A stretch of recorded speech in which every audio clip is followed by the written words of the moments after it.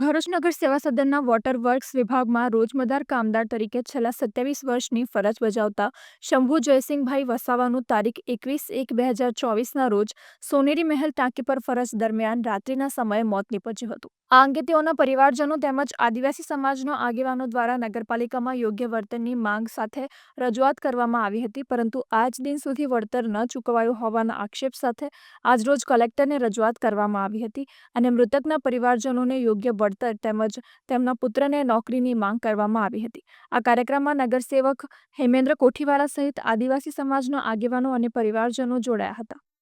જવાબ સારો આપતા નથી। અમે જઈએ છીએ, અમને ધક્કા ખવડાવે છે અને સિવિલમાંથી બી અમારે જે રિપોર્ટ લેવાનો છે પીએમ નો, સિવિલમાંથી કે પોલીસ સ્ટેશન જાઓ, પોલીસ સ્ટેશનમાંથી કે સિવિલમાં જાઓ, અને નગરપાલિકા આજ સુધી અમને કોઈ જાતનું ફોન પર કે રૂબરૂમાં આવીને કઈ રીતે અમને કાંઈ જ મુલાકાત પણ કરી નથી અને એકદમ નિરાશાપણા જેવા એમના જવાબો મને મળે છે। આજે હું 27 વર્ષથી મારા ઘરવાળા ત્યાં કામ કરે છે, તેમને 27 વર્ષમાં એમણે આપ્યું શું નગરપાલિકાને? તો તમારા માટે શંભુભાઈ વસાવાએ અમારા આદિવાસીએ ત્યાં 27 વર્ષ એમનું લોહી એમનો પસીનો વેરીને તમને આપેલું હોય તો એમના માટે અમારે ભીખ કેમ માંગવી પડે?